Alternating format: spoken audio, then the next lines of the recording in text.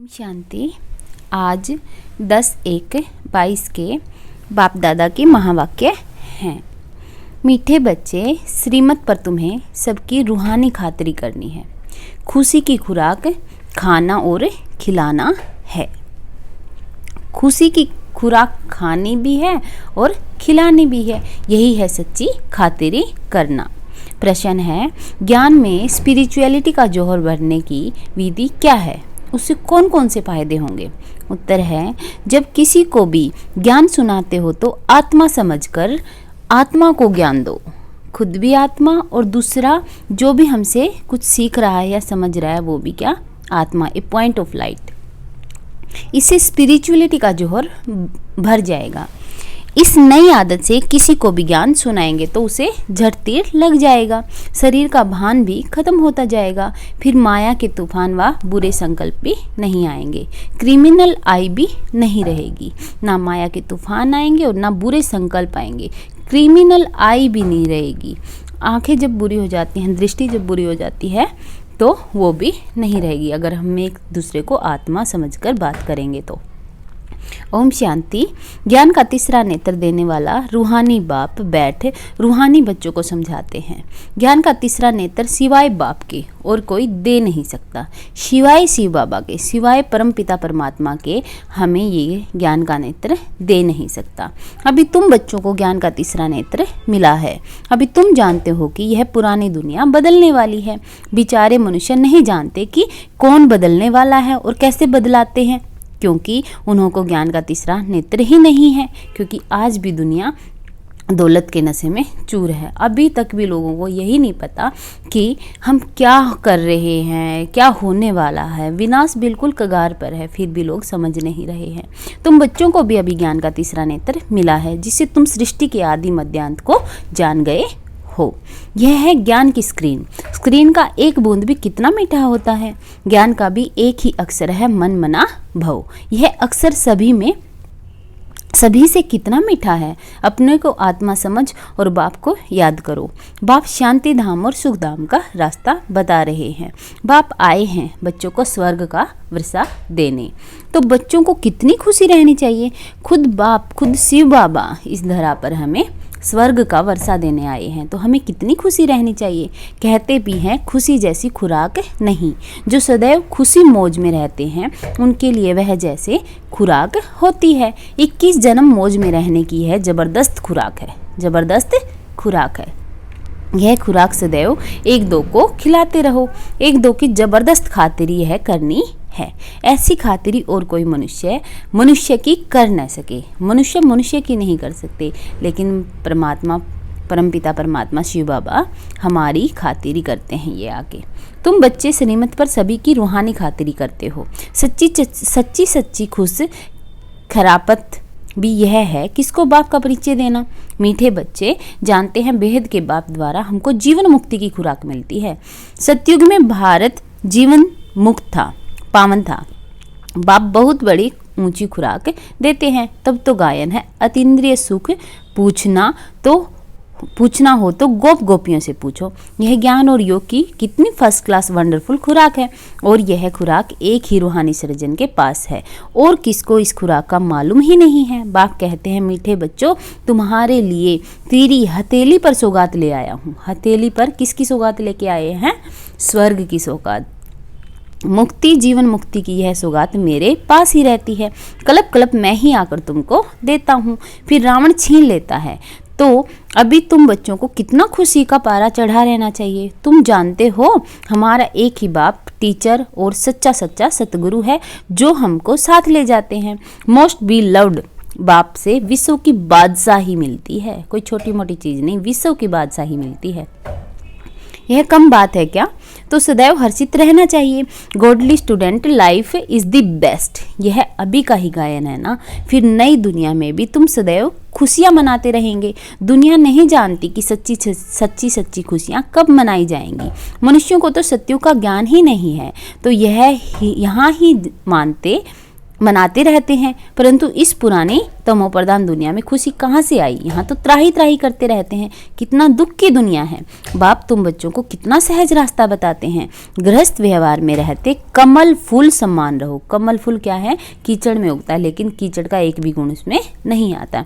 ऐसे ही शिव बाबा हमें कहते हैं कि गृहस्थ परिवार में रह के कमल फूल की तरह रहो। धंधा दौरी आदि करते भी मुझे याद करते रहो। जैसे आशिक और मासूक होते हैं, वह तो एक दो को याद करते रहते हैं, वह उनका आशिक, वह उनका मासूक होता है। यहाँ वह बात नहीं है। यहाँ तो तुम सभी एक मासूक के जन्म जन्मांतर से आशिक हो रहते हो।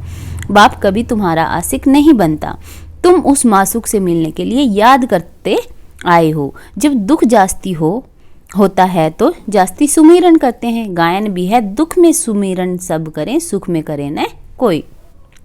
इस समय बाप भी सर्वशक्तिमान है, तो दिन प्रतिदिन माया भी सर्वशक्तिमान तमो प्रधान होती जाती है। इसलिए अब बाप कहते हैं, मीठे बच्चे देही अभिमानी बनो। देही अभिमानी, आत्मा समझो अपने आप को, अपने को आत्मा समझ मुझ बाप को याद करो और साथ साथ देवी गुण भी धारण करो, तो तुम ऐसे लक्ष्मी नारायण बन जाएंगे। कैसे बनेंगे लक्ष्मी नारायण?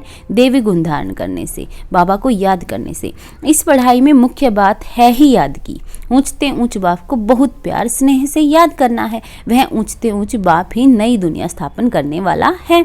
बाप कहते हैं, मैं आया हूँ तुम बच्चों को विश्व का मालिक बनाने। इसलिए अब मुझे याद करो तो तुम्हारे अनेक जन्मों के पाप कट जाएं। पतित पावन बाप कहते हैं, तुम बहुत पतित बन गए हो, इसलिए अब तुम मुझे याद करो तो तुम पावन बनो और पावन दुनिया का मालिक बन जाओगे। जब तक मुझे याद नहीं करोगे, तुम्हारे विकर्म विनाश नहीं होंगे। पतित पावन बाप को ही बुलाते हैं ना। अब बाप आए हैं तो जरूर पावन बनना पड़े। बाप दुख हरता सुख करता है। बरोबर सतयुग में पावन दुनिया थी तो सभी सुखी थे। अब बाप फिर से कहते हैं, बच्चे शांति धाम और सुख धाम को याद करते रहो। अभी है संगम युग और दुनिया के लिए कलयुग है, लेकिन ब्राह्मण बच्चों के लिए, हम बच्चों के लिए क्या है? संगम युग है कि भैया तुमको इस पार से उस पार ले जाते हैं। नैया कोई एक नहीं, सारी दुनिया जैसे एक बड़ा जहाज है, उनको पार ले जाते हैं। तुम मीठे बच्चों को कितनी खुशी होनी चाहिए, कितनी खुशी होनी चाहिए कि बाबा हमें आकर पढ़ाते हैं, ज्ञान देते हैं, स्वर्ग की बादशाही देते हैं। तुम्हारे लिए तो सदैव खुशी ही खुशी है। बेहद का बाप हमको पढ़ा रहे हैं। वाह, यह तो कब ने सुना न पढ़ा। भगवान उवाच, मैं तुम रूहानी बच्चों को राजयोग सिखा रहा हूँ, तो पूरी रीति सीखना चाहिए, धारणा करनी चाहिए, पूरी रीति पढ़ना चाहिए। पढ़ाई में नंबरवार तो सदैव होते ही हैं। अपने को देखना चाहिए, मैं उत्तम हूँ, मध्यम हूँ या कनिष्ठ हूँ। अपनी चेकिंग करते रहो कि मैं उत्तम हो गया हूँ या मध्यम हूँ या अभी तक भी कनिष्ठ हूँ। बाप कहते हैं, अपने को देखो, मैं उच्च पद पाने के लायक बना हूँ, रूहानी सर्विस करता हूँ। अपने को चेकिंग करनी है ये, क्योंकि बाप कहते हैं, बच्चे सर्विसेबल बनो, फॉलो करो। मैं आया ही हूँ सर्विस के लिए, रोज सर्विस करता हूँ, इसलिए ही तो यह रथ लिया है। इनका रथ बीमार पड़ जाता है तो भी मैं इसमें बैठ मुरली लिखता हूँ। मुख से तो बोल नहीं सकते, मैं लिख देता हूँ, ताकि बच्चों के लिए मुरली मिस न हो। तो मैं भी सर्विस पर ही हूँ ना। जी बाबा खुद रोज सर्विस पर हैं, तो हमें भी कहते हैं कि तुम भी रेगुलर सर्विस पर रहो। जब ब्रह्मा बाबा बीमार भी हो जाते हैं तो वो क्या कहते हैं, अगर मुख से नहीं भी बोल पाते तो लिख देते हैं मुरली, ताकि हमारी मुरली मिस ना हो। यह है रूहानी सर्विस। तुम भी बाप की सर्विस में लग जाओ। On God fatherly service. बाप ही तुमको सारे विश्व का मालिक बनाने आए हैं। जो अच्छा पुरुषार्थ करते हैं उनको महावीर कहा जाता है। देखा जाता है कौन महावीर है, जो बाबा के डायरेक्शन पर चलते हैं। बाप का फरमान है, अपने को आत्मा समझ भाई भाई देखो, इस शरीर को भूल जाओ। बाबा भी शरीर को नहीं देखते हैं। बाप कहते हैं, मैं आत्माओं को देखता हूँ। आत्मा क्या है? सिर्फ एक बिंदी, बाकी है तो ज्ञान है ही। आत्मा शरीर बिगर बोल नहीं सकती। मैं भी इस शरीर में आया हूँ, लोन लिया, ब्रह्मा बाबा के शरीर का लोन लिया है। शरीर के साथ ही आत्मा पढ़ सकती है। बाबा की बैठक यहाँ है, यह है अकाल तख्त। आत्मा अकाल मूर्त है। आत्मा कब छोटी बड़ी नहीं होती, शरीर छोटा बड़ा होता है। जो भी आत्माएं हैं उन सभी का तख्त ये है भ्रिकुटी का बीज है। शरीर तो सभी के भिन्न भिन्न होते हैं। किसका अकाल तख्त पुरुष का है, किसका अकाल तख्त स्त्री का है, किसका अकाल तख्त बच्चे का है। बाप बैठ बच्चों को रूहानी ड्रिल सिखाते हैं। जब कोई से बात करो तो पहले अपने को आत्मा समझो। अगर हम किसी से भी बात कर रहे हैं सबसे पहले अपने को आत्मा समझो तो सारे विकार दूर हो जाते हैं। हम आत्मा फलाने भाई से बात करते हैं, बाप का पैगाम देते हैं कि शिव बाबा को याद करो। याद से ही जंग उतरनी है। सोने में जब अलाय पड़ती है तो सोने की वैल्यू ही कम हो जाती है। जब अलॉय मिलाई जाती है सोने में तो वैल्यू कम हो जाती है। तुम आत्माओं में भी जंग पड़ने से तुम वैल्यू लेस हो गए हो। अब फिर पावन बनना है। तुम आत्माओं को अब ज्ञान का तीसरा नेत्र मिला है। उस नेत्र से अपने भाइयों को देखो। भाई भाई को देखने से कर्मेंद्रियां कब चंचल नहीं होंगी। राज बाग लेना है, विश्व का मालिक बनना है तो यह मेहनत करो। भाई भाई समझ सभी को ज्ञान दो तो फिर यह टेव यानी आदत पक्की हो जाएगी। सच्चे सच्चे ब्रदर्स तुम सभी हो। बाप भी ऊपर से आए हैं, तुम भी आए हैं, हम भी परम धाम से आए हैं और शिव बाबा भी परम धाम से आए हैं। बाप बच्चों सहित सर्विस कर रहे हैं। सर्विस करने की बाप हिम्मत देते हैं। हिम्मत मर्दा तो यह प्रैक्टिस करनी है। मैं आत्मा भाई को पढ़ाता हूँ। आत्मा पढ़ती है ना, इसको स्पिरिचुअल नॉलेज कहा जाता है जो रूहानी बाप से ही मिलती है। रूहानी बाप, रूहों के बाप से। संगम पर ही बाप आकर यह नॉलेज देते हैं कि अपने को आत्मा समझो। तुम नंगे आए थे, फिर यहाँ शरीर धारण कर तुमने 84 पार्ट जन्म का पार्ट बजाया है।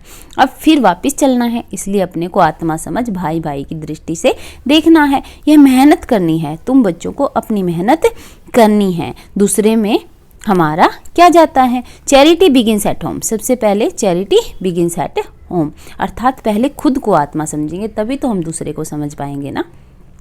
पहले खुद को आत्मा समझ फिर भाइयों को समझाओ तो अच्छी रीति तीर लगेगा। यह जोहर भरना है। मेहनत करेंगे तभी ऊंचा पद पाएंगे। बाप आए ही हैं फल देने के लिए तो मेहनत करनी पड़े। कुछ सहन भी करना पड़ता है। तुम्हें कोई उल्टी सुल्टी बात बोले तो तुम चुप रहो। तुम चुप रहेंगे तो फिर दूसरा क्या करेगा? ताली दो हाथ से बजती है। एक ने मुख की ताली बजाई, दूसरा चुप कर दे तो वह आपे ही चुप हो जाएंगे। ताली से ताली बजने से आवाज हो जाती है। बच्चों को एक दो का कल्याण करना है। बाप समझाते हैं बच्चे सदैव खुशी में रहने चाहते हो तो मन बना भाव मैंने मुझे मन से याद करो। अपने को आत्मा समझ बाप को याद करो। भाइयों आत्मा तरफ देखो, यानी कि भाइयों को आत्माओं की तरफ देखो, ना कि शरीर की तरफ। भाइयों को भी यह नॉलेज दो। यह टेव आदत पड़ जाने से फिर कभी क्रिमिनल आई धोखा नहीं देगी। क्रिमिनल आई जो शरीर देखती है वो धोखा नहीं देगी। ज्ञान के तीसरे नेत्र से तीसरे नेत्र को देखो। हमारा तीसरा नेत्र ज्ञान का नेत्र, तो हम आत्मा, उससे भी दूसरे भी, हम जिससे भी बात कर रहे हैं उसका भी तीसरा नेत्र हमें देखना है। बाबा भी तुम्हारी आत्मा को ही देखते हैं।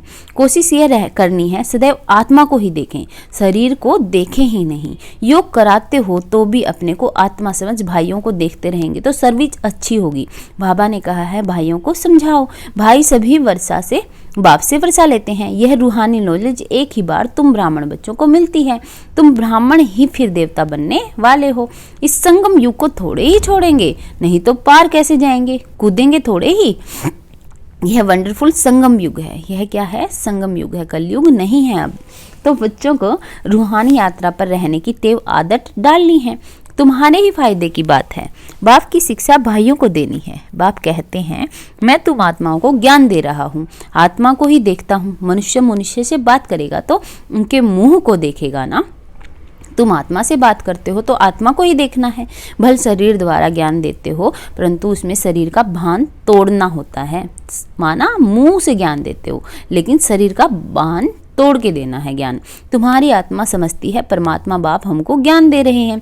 बाप भी कहते हैं आत्माओं को देखता हूँ। आत्माएं भी कहती हैं हम परमात्मा बाप को देख रहे हैं, उनसे नॉलेज ले रहे हैं। इसको कहा जाता है स्पिरिचुअल ज्ञान की लेन देन। आत्मा की आत्मा के साथ, आत्मा में ही ज्ञान है, आत्मा को ही ज्ञान देना है। यह जैसे जोहर है, तुम्हारे ज्ञान में यह जोहर बढ़ जाएगा तो किसको भी समझाने से झट तीर लग जाएगा। बाप कहते हैं प्रैक्टिस करके देखो तीर लगता है या नहीं। यह नई टेव आदत डालनी है तो फिर शरीर का भान निकल जाएगा। माया के तूफान कम आएंगे, बुरे संकल्प नहीं आएंगे, क्रिमिनल आई भी नहीं रहेगी। हम आत्मा ने 84 का जन्म लगाया, 84 का चक्कर लगाया, 84 जन्म लेकर चक्कर लगाया। अब नाटक पूरा होता है। अब बाबा की याद में रहना है। याद से ही तमो प्रधान से सतो प्रधान सतो प्रधान दुनिया के मालिक बन सकेंगे। जब तक हम सतो प्रधान बनेंगे नहीं तो सतो प्रधान दुनिया के मालिक भी नहीं बनेंगे। कितना सहज है। बाप जानते हैं बच्चों को यह शिक्षा देना भी मेरा पार्ट है। कोई नई बात नहीं। हर 5000 वर्ष बाद हमको आना होता है। मैं बंधाएमान हूँ, बच्चों को बैठ समझाता हूँ। बाबा कहते हैं मैं बंधा हुआ हूँ, हर 5000 वर्ष बाद फिर से आऊँगा। बच्चों को बैठ समझाता हूँ। मीठे बच्चे, रूहानी याद की यात्रा में रहो तो अंत मते सो गति हो जाएगी। यह अंत काल है ना, मामे के याद करो तो तुम्हारी सदगति हो जाएगी। याद की यात्रा से पाया मजबूत हो जाएगा। यह देही अभिमानी बनने की शिक्षा एक ही बार तुम बच्चों को मिलती है। कितना वंडरफुल ज्ञान है। बाबा वंडरफुल है तो बाबा का ज्ञान भी वंडरफुल है। कब कोई बता न सके। अभी वापस चलना है, इसलिए बाप कहते हैं मीठे बच्चों यह प्रैक्टिस करो। अपने को आत्मा समझ, आत्मा को ज्ञान दो। तीसरे नेत्र से भाई भाई देखना है, यही बड़ी मेहनत है। अच्छा मीठे मीठे सिकीले दे बच्चों प्रति माता पिता बाप दादा का याद प्यार और गुड मॉर्निंग। रूहानी बाप की रूहानी बच्चों को नमस्ते।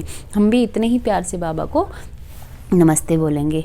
हम रूहानी बच्चों की रूहानी बाप दादा को याद प्यार और नमस्ते। गुड मॉर्निंग बाबा, शुक्रिया बाबा। धारणा के लिए मुख्य सार। ज्ञान के तीसरे नेत्र से आत्मा को देखने का अभ्यास करना है। कोशिश करनी है सदैव आत्मा को ही देखें, शरीर को नहीं, तो क्रिमिनल ख्याल नहीं आएंगे। बुरे ख्याल, बुरे संकल्प खत्म हो जाएंगे। जब हम एक आत्मा देखेंगे दूसरे को तो शरीर का भान नहीं रहेगा, तो हमें बुरे ख्याल भी नहीं आएंगे। ताली दो हाथ से बजती है, इसलिए जब तुम्हें कोई उल्टी सुल्टी बात बोले तो तुम चुप रहो। अगर तुम चुप रहेंगे तो दूसरा आपे ही चुप हो जाएगा। वरदान है ब्रह्मा बाप के प्यार का प्रैक्टिकल सबूत देने वाले सपूत और सम्मान भव। सपूत भी बनो और सम्मान भव। यदि कहते हो कि ब्रह्मा बाप से हमारा बहुत प्यार है तो प्यार की निशानी है जिससे बाप का प्यार रहा उससे प्यार हो। जिससे बाबा प्यार करते थे, ब्रह्मा बाबा प्यार करते थे, उसी से प्यार करो। फिर तो क्या किस किस से बाबा प्यार करते थे? जो भी कर्म करो, कर्म के पहले, बोल के पहले, संकल्प के पहले चेक करो कि यह ब्रह्मा बाप को प्रिय है। हर बोल के पहले, संकल्प के पहले, क्रम के पहले ये चेक करना है कि क्या ऐसा क्रम मेरे ब्रह्मा बाबा को प्रिय है। ब्रह्मा बाप की विशेषता विशेष यही रही, जो सोचा वह किया, जो कहा वह किया। अपोजिशन होते भी सदा अपनी पोजीशन पर सेट रहे। तो प्यार का प्रैक्टिकल सबूत देना अर्थात फॉलो फादर कर सपूत और सम्मान बनना। स्लोगन है खुशनसीब आत्मा वह है जिसके संकल्प में भी दुख की लहर नहीं आती। खुशनसीब आत्मा वह है जिसके संकल्प मात्र में भी दुख की लहर नहीं आती। आज मधुबन से संदेश है, लवलीन स्थिति का अनुभव करो। कैसे? परमात्म प्यार अखुट है, अटल है, इतना है जो सर्व को प्राप्त हो सकता है। लेकिन परमात्म प्यार प्राप्त करने की विधि है न्यारा बनना। इतना है बाबा का प्यार, शिव बाबा परमात्मा वो तो ज्ञान का सागर है, प्यार का सागर है। इतना प्रेम भरा हुआ है उनमें, इतना ज्ञान भरा हुआ है कि हर आत्मा को मिल सकता है। लेकिन क्या है उसकी विधि? हमें न्यारा बनना पड़ेगा। जितना न्यारा बनेंगे उतना परमात्म प्यार का अधिकार प्राप्त होगा। ऐसी न्यारी प्यारी आत्माएं ही लवलीन स्थिति का अनुभव कर सकती हैं। ऐसी न्यारी प्यारी आत्माएं ही लवलीन स्थिति का अनुभव कर सकती हैं। ओम शांति। Thank you.